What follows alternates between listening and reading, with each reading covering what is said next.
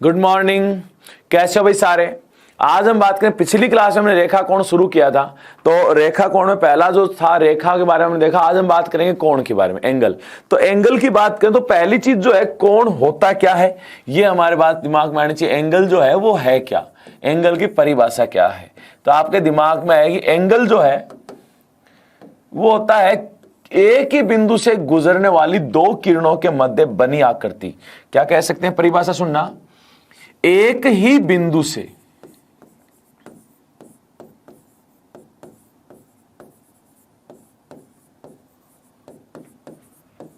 गुजरने वाली दो किरणों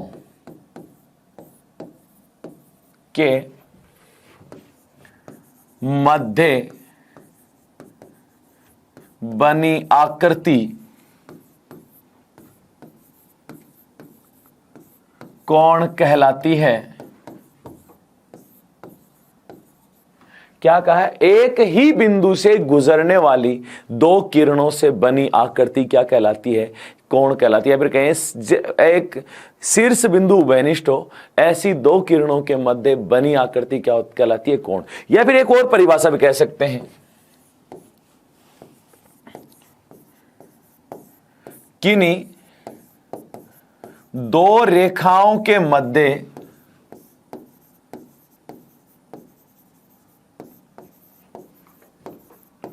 झुकाव को ही कोण कहा जाता है।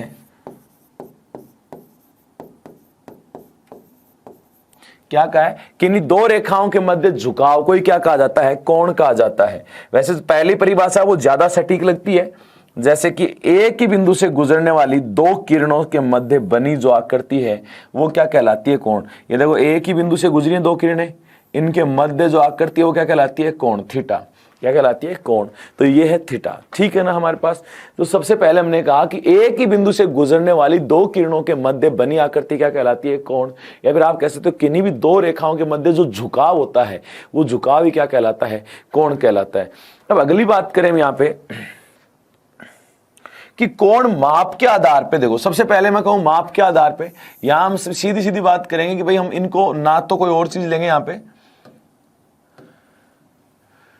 सबसे पहली चीज कि माप के आधार पे देखते हैं, जैसे ये पहला,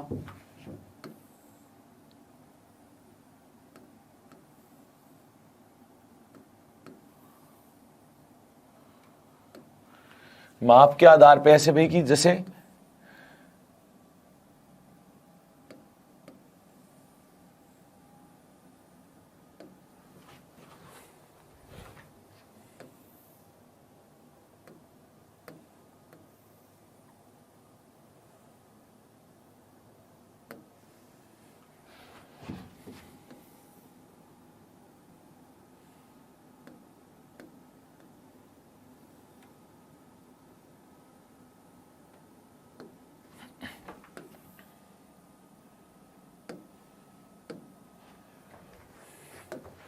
देखो सबसे पहले मैं कहूं कि थीटा का मान 0 डिग्री से ज्यादा और 90 डिग्री से कम है तो वो कहलाता है न्यून कोण। क्या कहलाता है, न्यून कोण। यानी थीटा का मान है वो 0 से ज्यादा और 90 से क्या है, कम, तो न्यून कोण कहलाता है। फिर हमने कहा एग्जैक्ट 90 हो गया, 90 हो गया थीटा का मान। तो थीटा बराबर जब 90 है तो आप कहते हो समकोण। एक समकोण बराबर 90 डिग्री, तो वैसे हम कह सकते हैं समकोण। और जैसे हमने कहा 90 से ज्यादा हो गया लेकिन 180 से कम है तो वो कहलाता है अधिक कोण। थीटा का मान 90 डिग्री से तो ज्यादा है और 180 डिग्री से क्या है, कम है, तो वो कहलाता है अधिक कोण।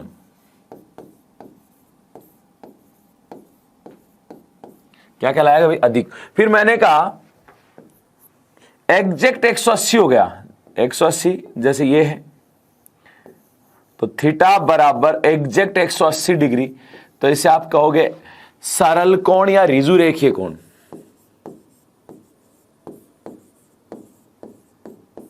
या क्या कहोगे, रिजु रेखीय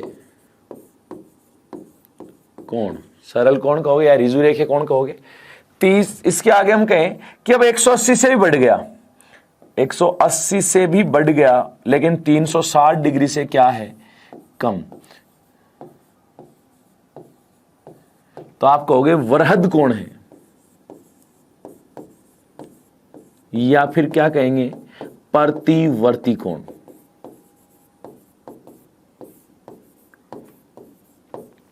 हमने कहा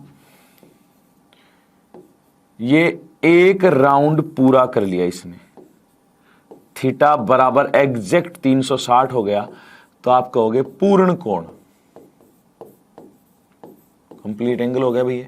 अब देखो यहां पे इनके बारे में मैं कहूं तो आपको सामान्य वैसे कुछ भी अलग से लिखने की जरूरत नहीं है, क्योंकि आपको इनके सब के बारे में सामान्य चीजें एकदम से साफ साफ दिख रही हैं कि कौन सी चीज क्या है क्या नहीं है। तो भाई जैसे मैं कहूं कि न्यून कोण, तो आपके दिमाग में आएगा कि ऐसा कोण जिसका मान 0 से अधिक और 90 डिग्री से क्या हो, कम हो, क्या कहलाता है, न्यून कोण। फिर हमने कहा तो 90 डिग्री होते ही कौन सा हो जाएगा, समकोण। 90 से अधिक है लेकिन 180 से कम है तो कैसा हो जाएगा, अधिक कोण। हमने कहा 180 हो गया तो आप कहोगे सरल कोण या फिर रिजु रेखीय कोण, सरल कोण या रिजु रेखीय कोण। हमने कहा 180 से ज्यादा लेकिन 360 से कम है तो आप कहोगे वरहद कोण या फिर प्रतिवर्ती कोण, और पूरा 360 होते ही क्या हो गया, पूर्ण कोण। इनके बारे में हम वैसे कुछ भी लिखने की अलग से जरूरत नहीं है, क्योंकि भैया आपके सामने इनके मान के हिसाब से याद रहते हैं, और जहां तक मैंने देखा ये सबको याद ही रहते हैं, दिमाग में रहते हैं कि न्यून कोण तो 0 से अधिक, 90 से कम, समकोण 90, 90 से ज्यादा हुआ अधिक, 180 होते ही सरल, 180 से ज्यादा हुआ वरहद, और पूरा 360 हो गया पूर्ण कोण। तो ये है माप के आधार पे, ये किसके आधार पे, माप के आधार पे। अब आगे बढ़े तो इसमें कुछ और आते हैं, जैसे शीर्षाभिमुख कोण, वर्टिकली अपोजिट एंगल।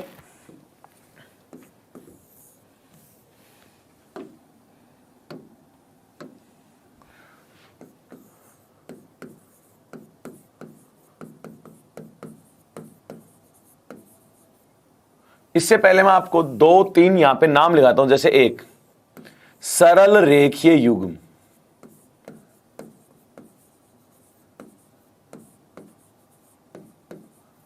सरल रेखीय युग्म।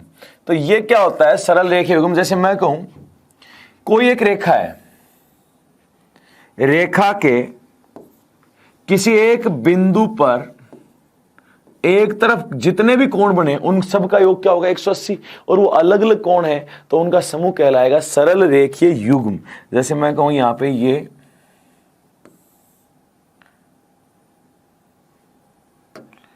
लो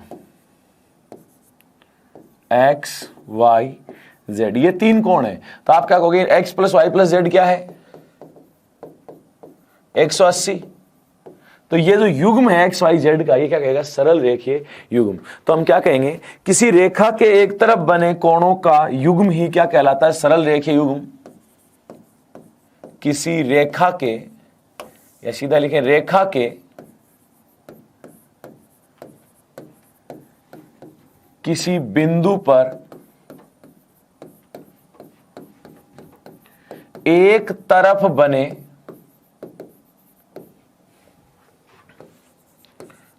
कोणों का युग्म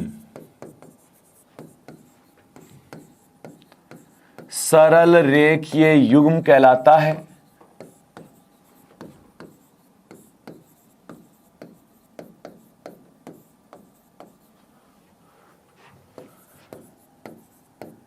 इनका योग 180 डिग्री होता है, इनका योग क्या होता है, 180 डिग्री होता है। सिंपली देखो हर जगह काम आएगा आगे कि रेखा के किसी बिंदु पर एक तरफ बने कोणों का योग क्या होता है, 180 डिग्री, और वो सारे कोण कहलाते हैं सरल रेखीय युग्म। क्या कहलाते हैं, सरल रेखीय युग्म। तो आपको फिर से दिमाग में रखना है कि किसी भी रेखा के किसी बिंदु पर एक तरफ बने कोणों का योग क्या होगा, 180 डिग्री, और वो क्या कहलाएगा, सरल रेखीय युग्म।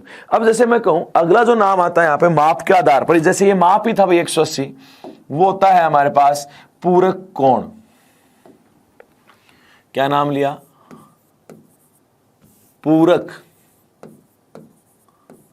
कोण।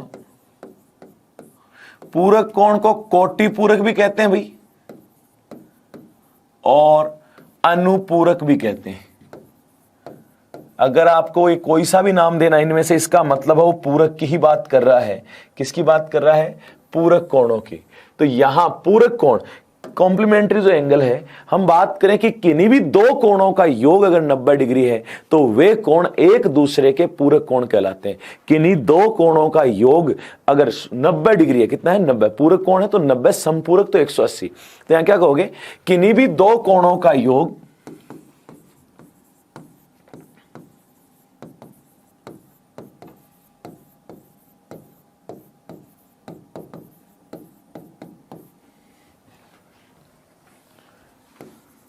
अगर 90 डिग्री है तो वे कोण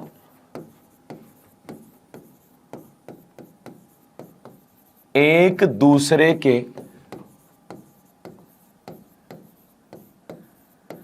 पूरक कोण कहलाते हैं। क्या कहलाते हैं? पूरक कोण। कि भाई जब किन्हीं दो कोणों का योग अगर 90 डिग्री है ना तो वे एक दूसरे क्या कहलाएंगे? पूरक। जैसे मैं कहूं x प्लस वाई बराबर 90 डिग्री, तो आप कह सकते हो कि x का पूरक है y, x का पूरक y, या फिर कह सकते हो y का पूरक, तो वो हो गया x। ठीक है, मैंने कहा मुझे a का पूरक चाहिए। अब मुझे नहीं पता a के साथ किसका योग 90 होता है। ठीक है, तो आप कहोगे 90 में से a घटा दो, बाकी बच गया वो पूरक ही है। तो 90 माइनस a, किसी का भी पूरक 90 में से घटा के निकाल सकते हैं। जैसे 20 का पूरक, तो आप क्या कहोगे? 90 माइनस 20। 10 का पूरक, तो 90 माइनस 10 कितना? 80। वैसे एक बात बताओ, 20 का पूरक आपको पता है 20 में क्या जोड़ो कि 90 हो जाए? 70। 10 का पूरक 10 में क्या जोड़ो कि 90 हो जाए? तो 80। तो ये सिंपली हमने क्या कहा, जब भी किन्हीं दो कोणों का योग 90 डिग्री होता है ना तो वे एक दूसरे क्या कहलाते हैं? पूरक कोण कहलाते हैं। जैसे x और y का योग है 90, यानी x का पूरक y और y का पूरक x। तो ठीक है, तो a का पूरक कैसे? किसी भी संख्या का पूरक, x का पूरक निकालना मान लो, तो आप कहोगे 90 माइनस x। आपको चाहिए 40 का पूरक, तो कितना? 40, 90 में 40 रहा 50। तो इस प्रकार से हम क्या ज्ञात कर सकते हैं? पूरक। दूसरा नाम आता है संपूरक, और संपूरक को एक शब्द और लेते हैं, परिपूरक।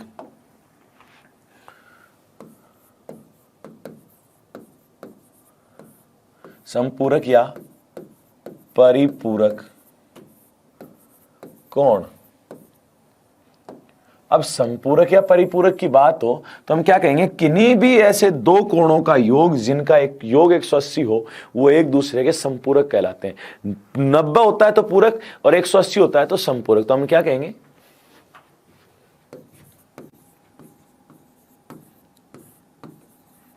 किन्हीं भी दो कोणों का योग 180 डिग्री हो तो वे कोण एक दूसरे के संपूरक कोण कहलाते हैं। ठीक है, वैसा क्या? वैसा ही जैसे x प्लस वाई 90 था, तो यहां x प्लस वाई क्या हो जाएगा? 180। 180 है, इसका मतलब x का संपूरक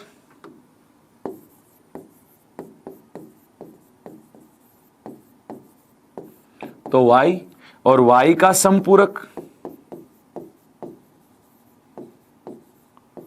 तो वो हो जाएगा x। मैं कहूं a का संपूरक तो है b, सॉरी a का संपूरक 180 माइनस a। संपूरक निकालना तो 180 में से घटाएंगे। जैसे 20 का संपूरक तो 180 माइनस 20, तो ये हो गया 160। आपको चाहिए 50 का संपूरक,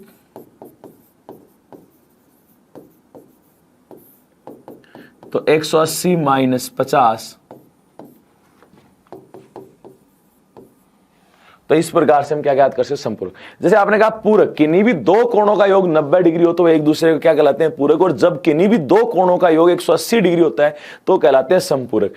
90 में से घटा के पूरक ज्ञात करते हैं, 180 में से घटा के संपूरक ज्ञात कर लेते हैं। अगली एक चीज और ध्यान रखना है यहां पे कि जब भी पूरक और संपूरक की एक साथ बात हो तो किसी भी कोण के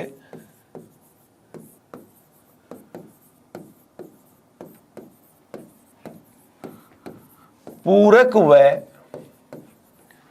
संपूरक का अंतर सदैव 90 डिग्री होता है। कितने डिग्री होता है, 90 डिग्री। कि पूरक और संपूरक का अंतर सदैव कितना होता है, 90 डिग्री। ये खास बात है भाई, ऐसा नहीं है कि सिंपल है, इससे काफी सारे प्रश्न भी हो जाएंगे। जब पूरक और संपूरक को एक साथ बोलेगा ना तो आपके प्रश्न इससे आसान है। जैसे मैं एग्जांपल लिखता हूं, कोण, उसका पूरक और उसका संपूरक। जैसे आप x से लिख लो, x का पूरक क्या हो जाएगा, 90 माइनस एक्स, और संपूरक क्या हो जाएगा, 180 माइनस एक्स। ठीक है, किसी भी कोण का पूरक क्या होता है, x का पूरक क्या होता है, 90 माइनस एक्स, संपूरक क्या, 180 माइनस एक्स। आपको पता है संपूरक बड़ा होगा पूरक से। अब वो करें इनका अंतर, अंतर यानी संपूरक में से पूरक घटाओ, तो 180 माइनस एक्स में से हमें घटाना है 90 माइनस एक्स। तो 180 minus x minus 90, minus minus plus x, तो ये तो एक्स एक्स कट गया, 180 में से 90 गया 90। तो बताओ, ये अपन इस तरीके से हल करने की बजाय आगे से हम सीधा ध्यान रखेंगे कि किसी भी कोण के पूरक और संपूरक का अंतर सदैव एक समकोण के बराबर होता है या फिर 90 डिग्री होता है। क्या होता है, 90 डिग्री। ठीक है ना। तो ध्यान रखना है कि जब भी किसी कोण के पूरक और संपूरक की बात साथ में होती है तो उनका अंतर, पूरक और संपूरक का अंतर कितने डिग्री होता है, 90 डिग्री। अब चलो हम बात करें आगे क्वेश्चन की। इसे पूरक और संपूरक में क्वेश्चन बहुत अच्छे होते हैं, एग्जाम के लिए सही रहता है। देखो, कोई कोण अपने पूरक कोण का 4 गुना है तो उस कोण का मान ज्ञात करो। कोई कोण अपने पूरक कोण का 4 गुना है तो उस कोण का मान ज्ञात करो। मैं आपसे कहूंगा कि एक बार इसको पॉज करके आप इसे हल करके देखें। काफी सारे छोटे से प्रश्न को भी क्या कर जाते हैं, गलत कर जाते हैं। ठीक है, तो एक बार हल जरूर करके देखना। आगे मैं इसको समझा रहा हूं। देखो, कोण और उसके पूरक की बात है, पूरक कोण की। तो क्या कह रहा है, कोई कोण है वो अपने पूरक कोण का 4 गुना है। तो पूरक का 4 गुना, तो मैं कहूं पूरक x है तो कोण कितना है, 4x। कोण अगर x है तो उसका पूरक कितना है, 4x। पूरक और कोण का योग क्या होता है, हमेशा 90 है। तो 4x प्लस x बराबर 90 डिग्री। कोण और उसके पूरक का योग क्या होता है, 90। तो ये आ गया 5x बराबर 90 डिग्री। तो x बराबर 90/5, तो ये आया 18 डिग्री। x का मान आ गया 18। अब जैसे ही x का मान आता आधे तो टिक कर देते हैं, x बराबर कितना है, 18। 18 पे टिक, ऑप्शन में 18 भी मिलता है। जबकि हम ऐसा नहीं करेंगे, हमें कोण पूछा है तो कोण बराबर 4x, तो 4 गुणा 18, तो ये आया 72 डिग्री। ये लो, कितना आया भाई, 72 डिग्री। तो इसको थोड़ा ध्यान से करोगे तो देखो, सबसे पहली चीज उसने क्या कहा है कि कोई कोण है ना अपने पूरक कोण का 4 गुना। तो हमने कहा कोण जो है वो पूरक का 4 गुना, तो x है पूरक, तो कोण कितना हो गया, 4x। x और 4x योग कितना, 5x। 5x बराबर कितना, 90। तो x बराबर कितना, 18। 18 आ गया ना, तो कोण तो 4x है, तो 4 गुना 18 कितना हो गया, 72 डिग्री। तो इस प्रकार से इस प्रश्न को कर सकते हो। वही जहां तक मेरा मानना है, जल्दबाजी में 18 पे टिक हो जाता है, वो गलत हो जाता है। तो ध्यान रखना कि 18 आंसर नहीं होगा। अगला देखो भाई, यहां पे किसी कोण का संपूरक उस कोण का 5 गुना है। किसी कोण का संपूरक उस कोण का 5 गुना है तो कोण का मान ज्ञात करो। तो मैं कहूं कोण और संपूरक की बात है इस बार, तो कोण और उसका संपूरक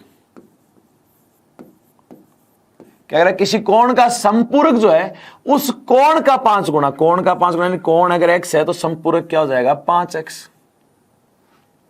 क्या हो जाएगा, 5x। आप जानते हो कोण और उसके संपूरक का योग जो होता है वो होता है 180। क्या होता है, योग 180। तो हमने कहा x प्लस 5x बराबर 180। तो 6x बराबर 180, x बराबर 180/6, तो यह आया 30 डिग्री। अब एक बात तो हमें कोण का मान पूछा है ना, कोण x, इसीलिए मैंने पहले ही क्या कर दिया था, सीधा ही x को बॉक्स बना दिया था। ठीक है, देखो यहाँ पे ध्यान से, किसी कोण का संपूरक है ना, उस कोण का 5 गुना, उस कोण का 5, इसलिए कोण को x लिया, संपूरक क्या हो गया 5x। हमें पता है इन दोनों का योग होता है 180, तो 5x और x का योग 180, 6x बराबर 180, तो x बराबर कितना आ गया 30, x का मान 30 आ गया, वो कोण है, सीधा सीधा। ठीक है, अब अगला जो प्रश्न है वो सबसे खास होगा इसमें, क्योंकि वो पूरक और संपूरक दोनों में मिक्स में प्रश्न होगा, पूरक और संपूरक में। जैसे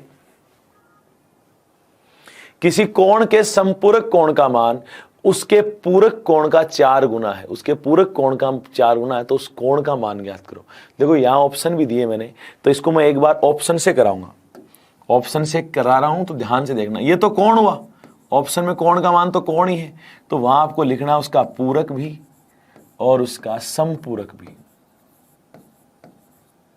अब एक बात बताओ, 30 का पूरक, तो 90 में से 30 गए 60, पूरक आप ऊपर लिख सकते हो 90 माइनस x होता है, और संपूरक 180 माइनस x होता है। भाई कोण अगर x है तो पूरक 90 माइनस है, संपूरक 180 माइनस, तो 180 में से 30 गए 150। अब ध्यान से पढ़ो, किसी कोण का संपूरक का मान, किसी कोण के संपूरक का मान उसके पूरक का 4 गुना, क्या पूरक का 4 गुना है क्या? नहीं, 60 का 4 गुना 240 होता है, तो ये ऑप्शन हो गया गलत। फिर हमने कहा 45 का पूरक तो 45 ही, और संपूरक 180 में से 45 गए तो 135। क्या 45 का 4 गुना है क्या? भाई उसके पूरक का 4 गुना, तो 45 का 4 गुना क्या? नहीं, 45 का 4 गुना 180 होता है, तो ये भी गलत।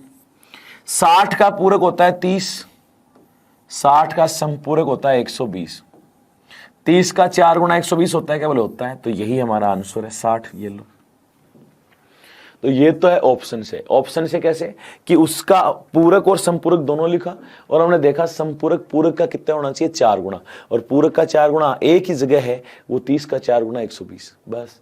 अब रही बात हम इसको ऑप्शन से भी करें, देखो ऑप्शन से कर लिया, अब इसको हम 2 तरीके और से करें भाई।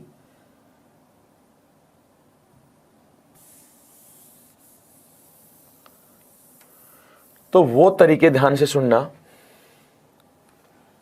एक तो वहां क्या कह रहा है कि उसके पूरक का मान, उसके संपूरक का मान उसके पूरक का क्या है 4 गुना, तो मैं कहूं कोण लिखें, उसका पूरक लिखें और उसका संपूरक लिखें। ये लो, कोण अगर x है तो पूरक क्या हो जाएगा 90 माइनस x, संपूरक क्या हो जाएगा 180 माइनस x। आपको पता है बड़ा कोण होता है संपूरक, छोटा कौन सा होता है पूरक, यही होता है। ठीक है, उसने कहा है कि किसी कोण के संपूरक कोण का मान उसके पूरक का 4 गुना, यानी पूरक को अगर 4 से गुणा करेंगे ना तब संपूरक आएगा, तो संपूरक बराबर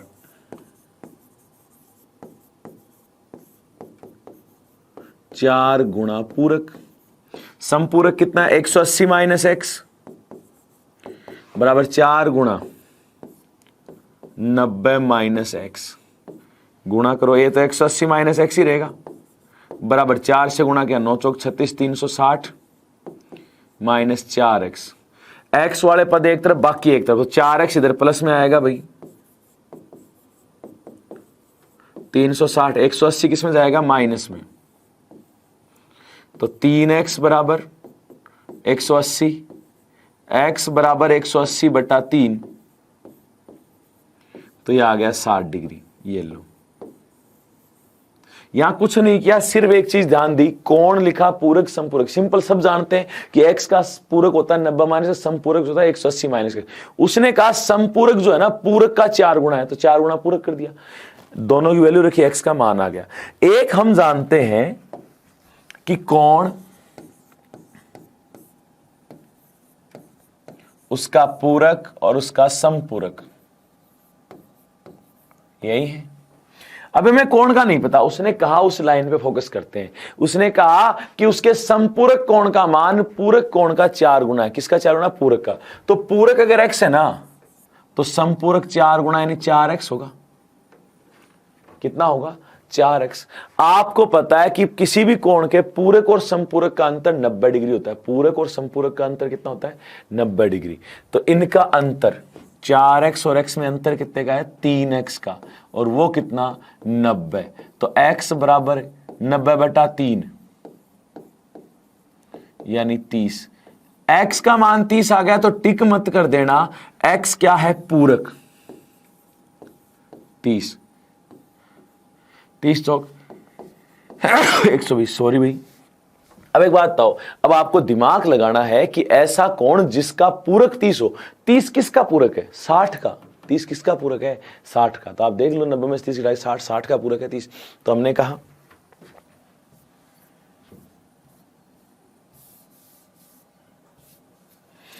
अतः कोण 90 - 30 यानी कितना? 60। भाई 30 किसका पूरक है? 60 का। भाई कोण का मान चाहिए हमें, पूरक नहीं चाहिए, हमें कोण चाहिए। तो हमने कहा भाई किसका पूरक है ये? तो आपने कहा कि ये 30 जो है वो 60 का पूरक है, अतः आंसर क्या होगा? 60। ये लो 90 से 30। या फिर इसको y ले लेते तो x + y बराबर 90 डिग्री, और x का मान 30 है तो y का मान कितना जाता? 60 आ जाता। लेकिन फिर भी हम सीधा सोच सकते हैं कि 30 किसका पूरक है? 60 का। तो जो तरीका आपको इसमें से बेस्ट लगता है वो तरीका आप अप्लाई करोगे, जिससे आप इस प्रश्न को कर सको। भाई जो भी आपको सही लगे उस तरीके से करना है। ऐसा नहीं कि एक तरीका जो मैंने बताया वही ज्यादा सही लगे, ये लगे तो ये लगे तो ये, ऑप्शन लगे तो ऑप्शन। तीनों में से जो तरीका आपको ऐसा लगता है कि मैं इससे कर सकता हूं, इससे ज्यादा आसानी से होगा, उसी तरीके से करें। तो देखो हमने कहा कोणों के बारे में, तो पहले माप के आधार पर आए, माप के बाद हमने कहा सरल रेखीय युग्म, फिर कहा पूरक, और दूसरा कहा समपूरक। अब कुछ करते हैं नामों की बात। कुछ नाम, जैसे अगला जो अपने पास आता है वो आता है अपने पास सबसे पहले शीर्षाभिमुख कोण।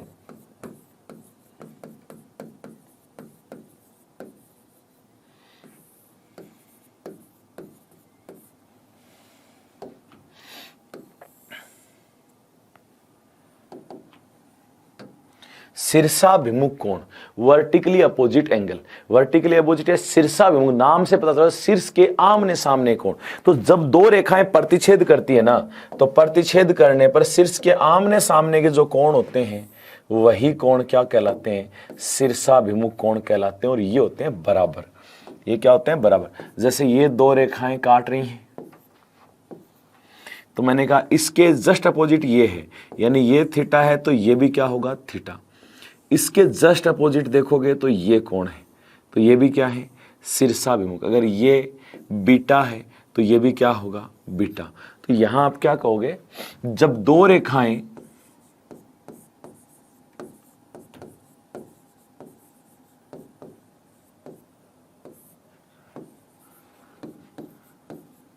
आपस में काटती हैं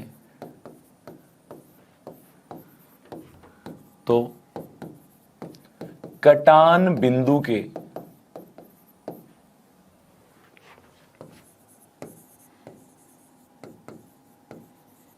आमने सामने के कोण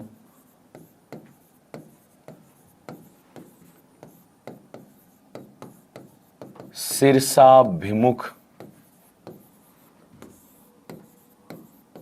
कोण कहलाते हैं तथा ये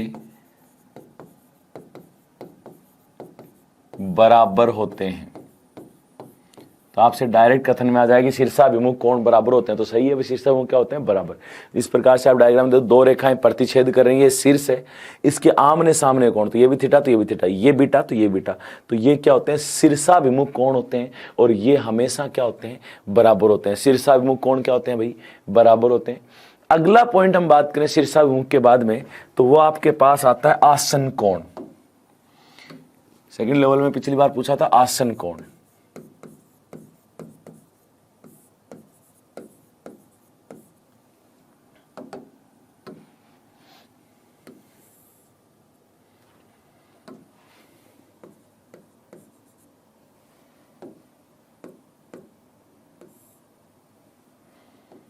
अब आसन कोण में मैं 3 पॉइंट आपको बोलूंगा जो मुख्यतः याद रखने हैं।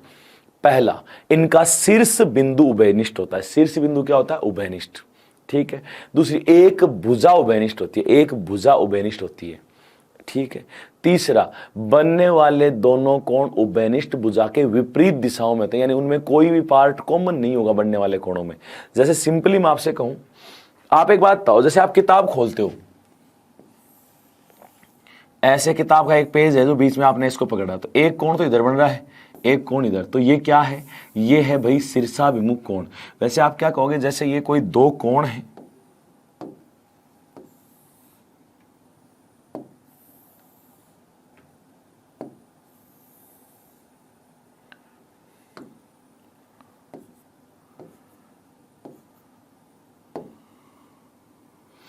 ये है एक तो थीटा और एक ये है बीटा।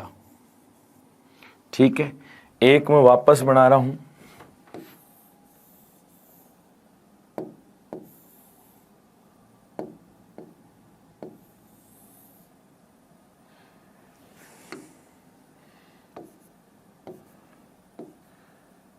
ये तो है थीटा और ये पूरा है बीटा। अब आपके दिमाग में दो कोण, दो एग्जाम्पल आपको दिख रहे हैं। अब यहां ये तो शीर्षाभिमुख आसन कोण है और ये आसन कोण नहीं है। रीजन पता है क्या है? पहला, शीर्ष बिंदु तो उभयनिष्ठ है, तो पहला तो सही है, इसमें भी है। एक भुजा उभयनिष्ठ है, यहां ये भुजा उभयनिष्ठ है, यहां इससे बन रहे दोनों कोण, ये भुजा उभयनिष्ठ है। ठीक है। जिससे दोनों कोण बने वो भुजा उभयनिष्ठ, दोनों में होनी चाहिए। तो देखो, इसी से ये बन रहा है, इसी से ये, इससे ये बन रहा है, इसी से ये बन रहा है, तो ये दोनों उभयनिष्ठ है। लेकिन तीसरा पॉइंट, उभयनिष्ठ भुजा से बनने वाले कोण विपरीत दिशाओं में, यानी एक इस साइड होगा तो एक इस साइड। तो देखो ये उभयनिष्ठ है ना, एक इधर का कोण है, एक इधर का कोण है, कोई क्षेत्र कॉमन नहीं होना चाहिए, कोई क्षेत्र उभयनिष्ठ नहीं होना चाहिए, कोई क्षेत्र क्या नहीं उभयनिष्ठ। यहां देखो, यहां ये बन रहा है, यहां ये, तो इतना इतना क्षेत्र तो कॉमन ही आ गया ना। तो ये क्या आसन कोण नहीं है, ये क्या है? आसन कोण है। तो यहाँ 3 पॉइंट आपको ध्यान रखने, उन्हीं के आधार पे हम चलेंगे इसमें। तो देखो, यहां आसन कोण में मैं एक एक करके तीनों पॉइंट लिखा रहा हूं आपको। सबसे पहली चीज, तो आसन कोण किसे कहेंगे? कि वे दो कोण जिनका शीर्ष बिंदु उभयनिष्ठ हो। पहला पॉइंट,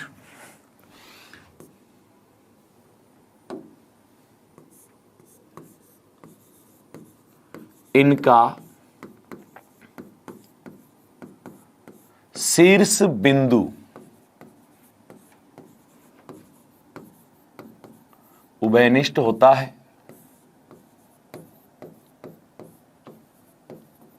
इनका शीर्ष बिंदु क्या होता है? उभयनिष्ठ। दूसरा, एक भुजा उभयनिष्ठ होती है।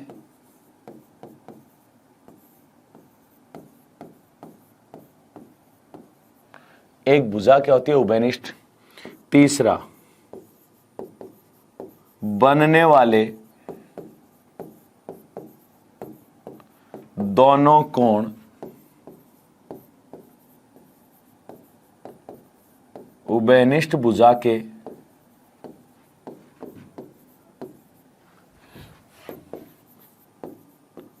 विपरीत दिशाओं में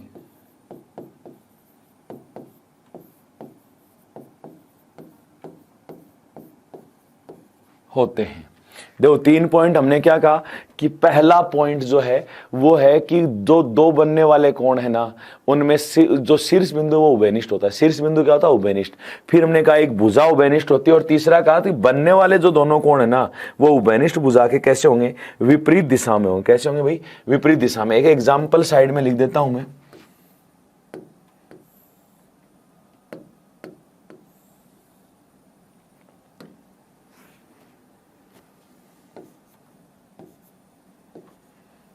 ओ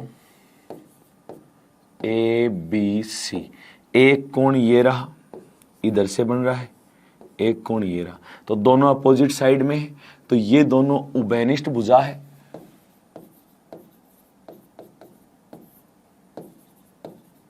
वैसे देखा जाए तो एक कोण इधर है, एक कोण क्या है? इधर। वो ये तीर का निशान इधर लगा है, उससे कोई फर्क नहीं पड़ेगा। तो एक कोण तो इस भुजा से इधर है, एक क्या है? इधर। दोनों में कोई क्षेत्र कॉमन नहीं है, कोई क्षेत्र क्या नहीं है? कॉमन नहीं है। तो ये कैसा कोण है? आसन कोण।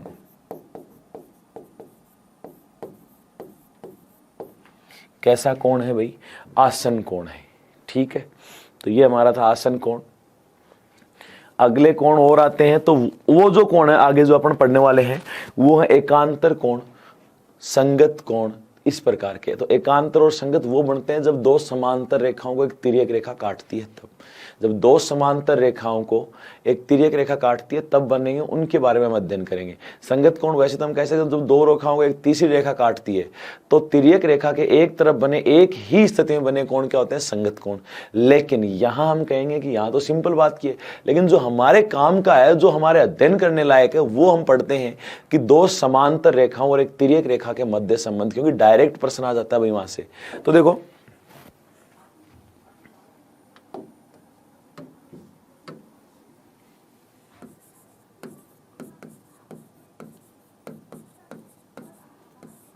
दो समांतर रेखाओं व एक तिर्यक रेखा के मध्य संबंध, दो समांतर रेखा और एक तिर्यक रेखा के मध्य संबंध,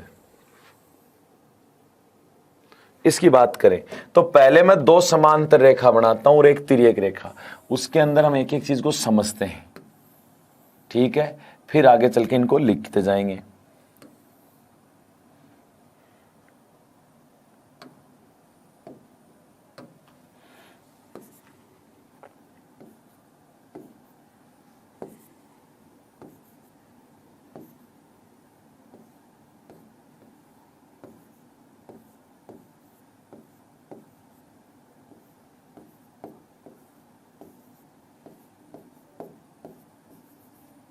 तो पहली चीज तो टोटल कोण जो बनेंगे वो कितने बनेंगे?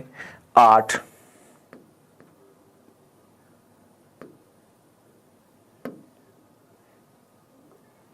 टोटल कोण कितने बनेंगे? 8। जो एल और एम अगर समांतर है,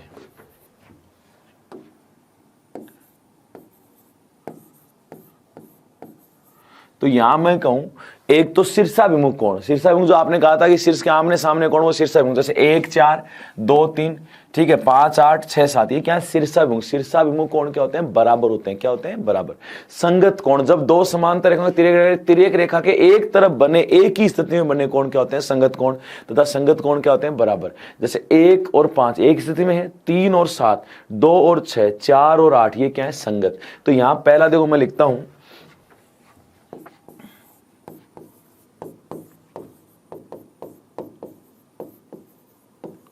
शीर्षाभिमुख। इसमें कौन कौन से हैं देखो, तो आप कहोगे कोण 1 बराबर कोण 4 है, शीर्षाभिमुख 2 बराबर कोण 3 है, कोण 5 बराबर कोण 8 है, और कोण 6 बराबर कोण 7 है। ये किस वजह से है? शीर्षाभिमुख होने की वजह से। किस वजह से? शीर्षाभिमुख हम पहले पढ़ चुके हैं, तो इसके बारे में दोबारा इतना सोचने की जरूरत नहीं है। अगली बात करें तो हमारे पास जो नाम था वो नाम है अपने पास डायग्राम को उधर रख लेता हूं भाई मैं।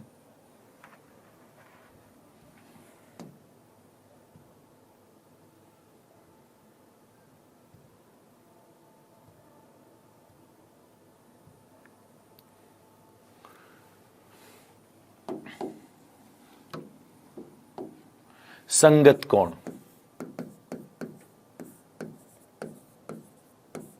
तो आपके नाम से दिमाग में आना चाहिए संगत कोण क्या है। जब दो समांतर रेखाओं को एक तिर्यक रेखा काटती है तो एक ही स्थिति में और एक ही आकार में बने कोण क्या कहलाते हैं? संगत। आप कह सकते हो एफ के आकार में बने कोण क्या है? संगत। कैसे हैं? संगत। और संगत कोण क्या होंगे? बराबर। तो x बराबर y, ये तो हमने शॉर्ट में कहा। अब हम यहां कहें, देखो परिभाषा वैसे लिखने वगैरह की जरूरत नहीं होती ऐसे में, अगर चाहो तो फिर भी लिख सकते हो कि जब दो समांतर रेखाओं को एक तिर्यक रेखा काटे तो एक ही स्थिति में एक ही आकार में स्थित कोण क्या कहलाते हैं? संगत कोण। वैसे हम सीधा याद रखेंगे कि एफ के आकार में, तो देखो एफ के आकार में इधर देखें तो 3 और 7, अगर एफ उल्टा करें तो 1 और 5, इधर देखें तो 4 और 8, 2 और 6। तो आप यहां कह सकते हो संगत कोण सीधा सीधा लिखेंगे 1 बराबर कोण 5, दूसरा कोण 3 बराबर कोण 7, कोण 2 के संगत कोण है 6, कोण 4 बराबर कोण 8। ये कैसे कोण है? संगत। संगत कोण और संगत कोण बराबर होते हैं।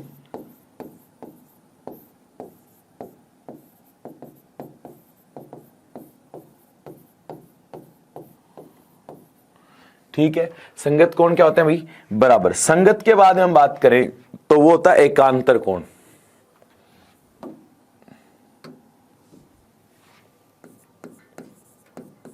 Alternate angle. एकांतर कोण का मतलब होता है एक छोड़ के एक कोण, भाई जस्ट पास वाला कोण नहीं, एकांतर। एकांतर भी वैसे हम कह सकते हैं कि z के आकार में बने कोण क्या कहलाते हैं? एकांतर। ये x है, ये y है, और x बराबर y, तो पहली चीज एकांतर कोण बराबर होते हैं।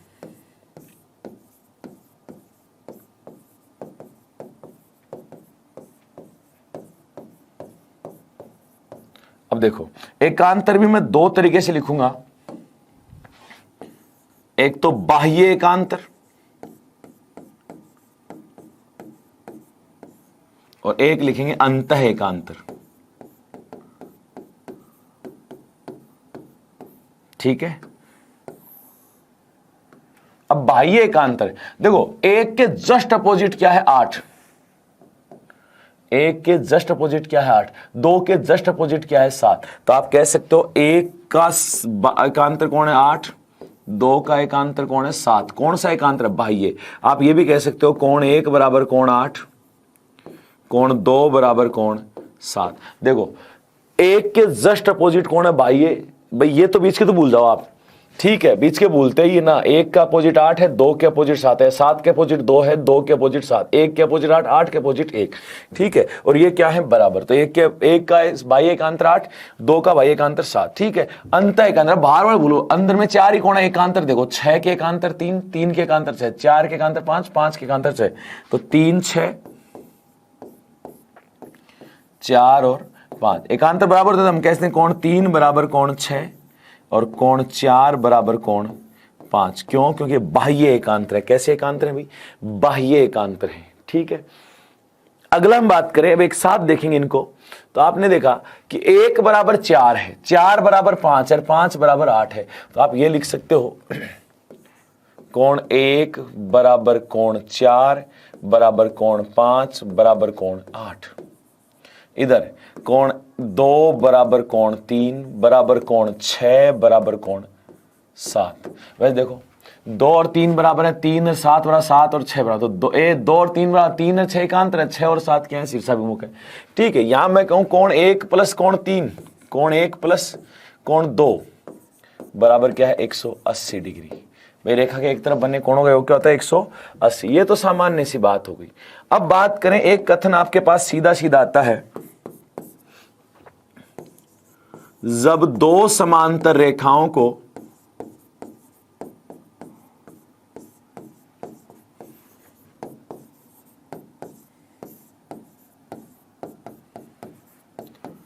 एक तिर्यक रेखा काटे तो एक तरफ बने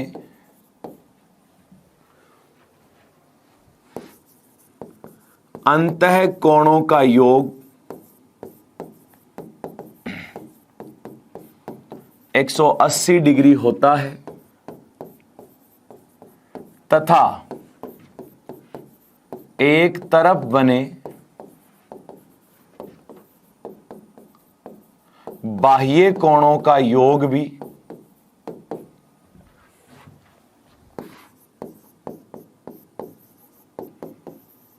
180 डिग्री होता है। अंतः कोणों का योग भी कितना होता है? 180, और बाह्य कोणों का योग भी 180। जैसे मैं कहूं अंतः की बात करें, एक तरफ बने अंतः, जैसे 3 और 5, 4 और 6, तो मैं कहूं कोण 3 प्लस कोण 5 बराबर 180। वैसे हमने यूक्लिड के अंदर कहा था कि जब दो रेखाओं को एक तिर्यक रेखा काटे, तिर्यक रेखा के एक तरफ बने अंतः कोणों का योग 180 डिग्री होता है, तो वो समांतर रेखाएं। यहां कहेंगे समांतर है तो ऑटोमेटिक क्या होगा? 180। ठीक है, 4 प्लस 6 बराबर 180। 180 डिग्री। अगर बाह्य की बात करें, एक तरफ बने बाह्य कोण, तो 1 और 7, तो कोण 1 प्लस कोण 7 बराबर 180, और इधर करें तो कोण 2 प्लस कोण 8 बराबर 180 डिग्री। ठीक है, तो ये देखो, वैसे तो हम सामान्य से कहें कि हमें पता है 3 और 7 बराबर हैं, तो 1 और 3 क्या है 180, और 3 की जगह मैं 7 लिखूं तो कोई फर्क नहीं है क्योंकि संगत कोण बराबर, तो 1 और 7 भी क्या हो गया 180। लेकिन सिद्ध करने की कहीं कोई आवश्यकता नहीं है, तो हम सीधा सीधा कहेंगे कि जब दो समांतर रेखाओं को एक तिर्यक रेखा काटे तो संगत कोण बराबर, एकांतर कोण बराबर, शीर्षाभिमुख बराबर। और हम उसके बाद कहेंगे तिर्यक रेखा के एक तरफ बने अंतः कोणों का योग 180, एक तरफ बने बाह्य कोणों का योग भी 180 डिग्री होता है। इसके दो अनुप्रयोग बहुत ही शानदार हैं जो आपके काम आएंगे, उनको मैं सीधा लिख देता हूं, क्योंकि वैसे आप उनको अलग अलग करोगे तो हमारे पास टाइम बहुत लग जाएगा और तरीके से करने पे हम उसमें बहुत टाइम खा जाएंगे। इससे अच्छा है ना कि हम सीधा ही उसको लिखें।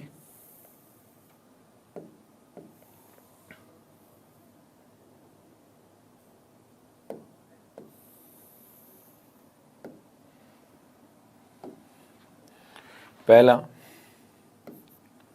ये ए बी, ये सी डी, आपसे कहा जाए ए बी समांतर है सी डी के। ठीक है, ये कोण x है, ये कोण y है। आपसे ये बिंदु O पर ये कोण थीटा पूछा जाए तो आप सीधा सीधा कहोगे थीटा बराबर x plus y minus 180 degree. देखो, ये सबसे ज्यादा पूछा जाता है भाई ऐसा प्रश्न, तो आपको ध्यान से इसको पहले से ही दिमाग में रखना है जो कलेश ही ना रहे, क्योंकि मैं एक्सप्लेन तो इसको बाद में कर दूंगा। एक्सप्लेन की तो हमें कोई दिक्कत नहीं है, क्योंकि एक एक चीज को एक्सप्लेन करेंगे, संख्या वाला भी करेंगे, संख्या लिख के हल करके भी देखेंगे कैसे कैसे आएगा। लेकिन जब ये डायग्राम आए तो आपके दिमाग में रहना चाहिए, क्योंकि सबसे ज्यादा बार पूछा जाने वाला है कि भाई एग्जाम में ज्यादा, ये तो पहले फिर भी पूछ चुका है, लेकिन एक डायग्राम और है जो अभी तक नहीं पूछा है।